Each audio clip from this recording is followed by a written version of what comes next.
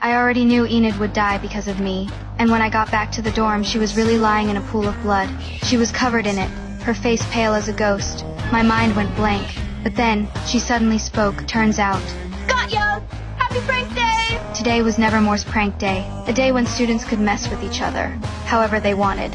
Someone locked a vampire in a coffin stuffed with garlic. Someone stole a teacher's coffee like it was a trophy. And someone else, driven by obsession, seriously, went after their rival. Ajax had just pulled a prank. Hey, thanks guys. Hey, and happy prank day. But the next second, he got hit right back. And the one who got him was just a kid. The whole thing was so ironic, everyone was having fun. Except me, all I could think about was who the real killer was. I went to ask the principal if there was any student who could control birds, because 2 people had already been pecked to death. One was a detective, the other was the father of Tyler, the guy who used to help me solve cases. But last night, when I went to find him, all I saw was his body and a room full of crows. Those birds flew straight out of his mouth and smashed through the window to escape. In that moment, my spine went cold. I tried using my visions to find the truth, but everything went black. My mom said the black tears meant danger, that my power was falling apart. She demanded I hand over Goody's spell book, but I refused. I believed in myself. I didn't need visions to solve this. Since no one at school could control birds, I decided to go see Tyler in prison. Your father is dead. He was murdered last night.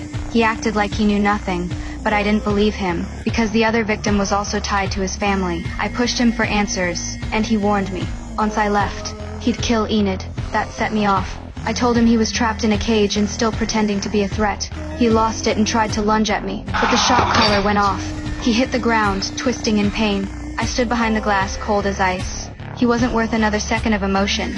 I had more important things to do. When I got back to the dorm, Enid was gone. My heart dropped. Her phone was still buzzing on the floor. I picked it up. The voice on the other end was low and familiar. He said the game had started.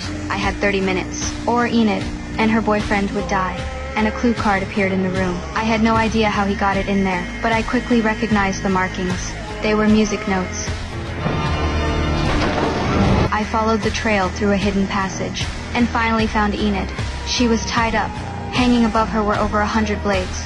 One wrong move, and it'd be over. I told Thing to help her, but after a few steps, it got nailed to the ground. My throat tightened.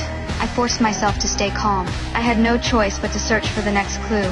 In front of me were hundreds of books, and I knew the trigger was hidden in one of them.